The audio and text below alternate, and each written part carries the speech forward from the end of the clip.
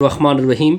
अब देखे, अब हमने डिस्कस करना है प्रॉपर्टी फोर्थ को। प्रॉपर्टी फोर क्या कहता है? सपोज कर लीजिए आपकी एक्स वाई प्लेन है, ये आपका इक्वेशन है, ये आपका इक्वेशन है जी।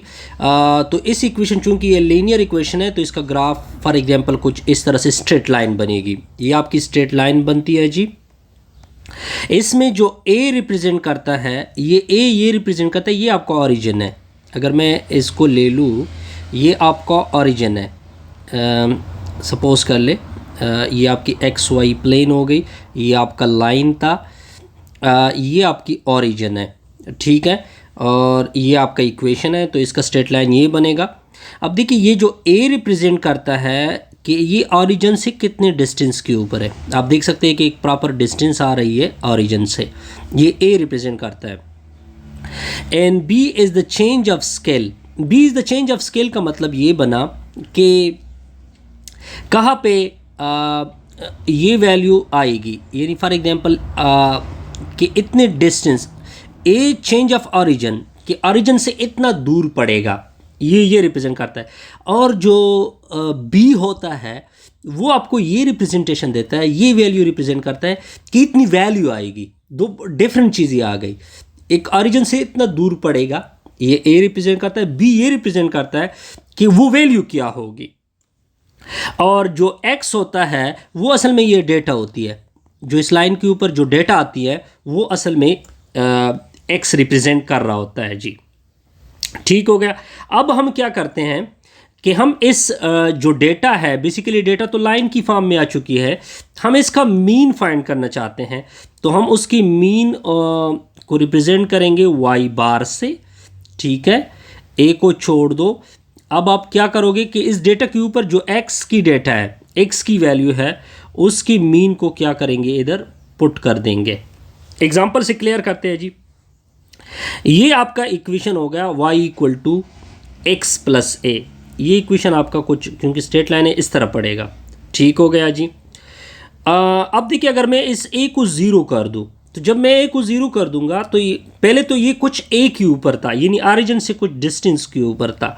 लेकिन जब मैं a को ज़ीरो करूंगा तो इसका मतलब है कि वो ओरिजिन से ज़ीरो डिस्टेंस के ऊपर है। तो इस वजह से लाइन जो है वो इधर से क्या होगा, पास होता जाएगा। ठीक हो गया। यहाँ भी आप क्लियर कर सकते हैं जी। ये आपकी क्या हो गई जी, लाइन हो गई। ठीक हो गया जी। अब मैं क्या करना चाहता हूँ कि इस डेटा का मीन फाइंड करना चाहता हूँ, तो इस डेटा का मीन यही कहीं पे लाइज होगा। ठीक हो गया जी। अब अगर मैं इसको ओरिजिन के ऊपर प्लॉट कर दूँ तो कुछ इस तरह से आएगा। यहाँ पे आपको ये बताया जा रहा है कि किस तरह आप अपनी ए की वजह से इक्वेशन कहाँ कहाँ पे पढ़ता है जी। क्लियर, बिल्कुल। अब आते हैं नेक्स्ट टॉपिक के ऊपर, arithmetic free mean from group data. देखिए, पहले जो मैं डिस्कस कर रहा था वो अरिथमेटिक मीन में डिस्कस कर रहा था। ऊपर जो आप देख सकते हैं कुछ एग्जांपल, वो अनग्रुप डेटा के लिए था। अब जब ग्रुप डेटा आएगी तो आपके सामने आपने कुछ, अब मैं डिस्कस कर रहा हूँ अरिथमेटिक मीन को ग्रुप डेटा के लिए। तो एक तो ये होगा कि आप फॉर एग्जांपल, ये आपका टेबल होता जाएगा, इस तरह आपका टेबल आएगा। यहाँ पे x की वैल्यू डाल दोगे, यानी सारे x1 x2 वगैरह।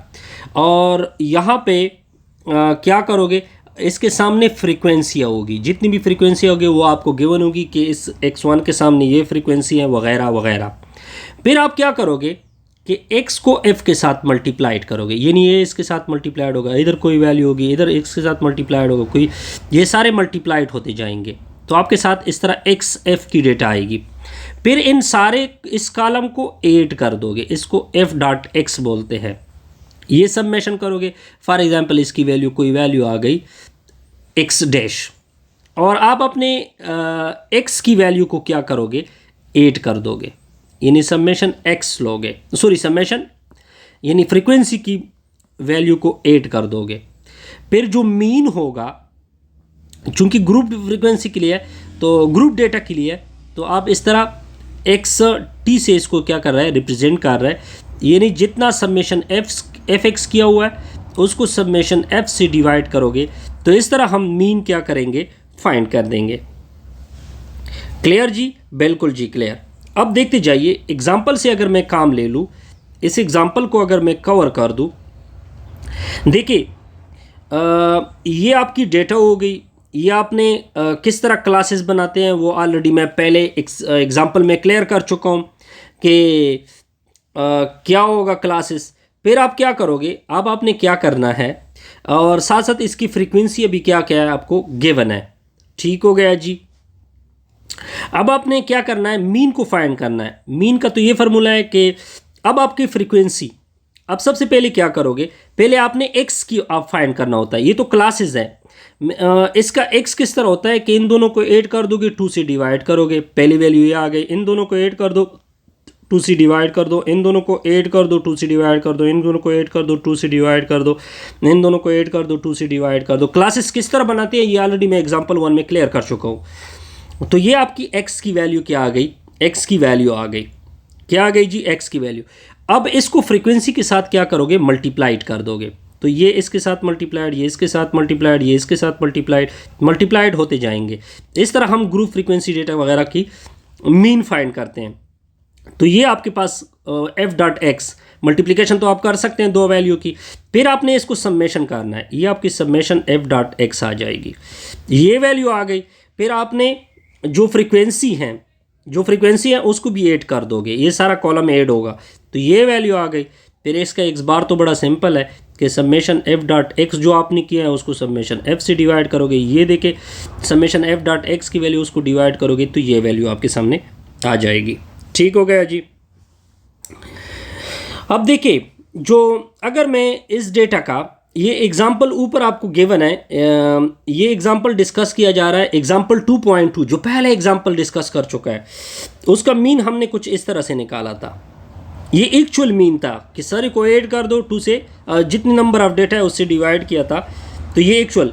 लेकिन जब ग्रुप डेटा के लिए अरिथमेटिक मीन निकाला तो वो कुछ इस फॉर्म में आ गया, वो आपके सामने 1.22 पॉइंट समथिंग। अब ये इसके ऊपर एक कुछ रिजल्ट आते हैं कि ये क्यों इसमें डिफरेंस आता है।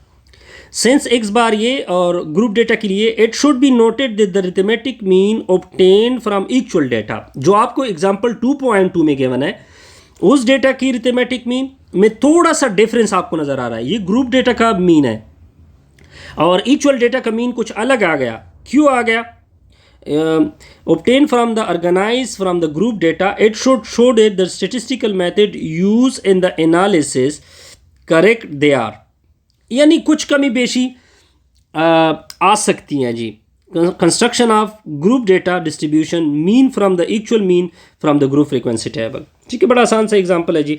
नेक्स्ट वीडियो में हम ज्योमेट्रिक मीन को क्या करेंगे, डिस्कस करेंगे।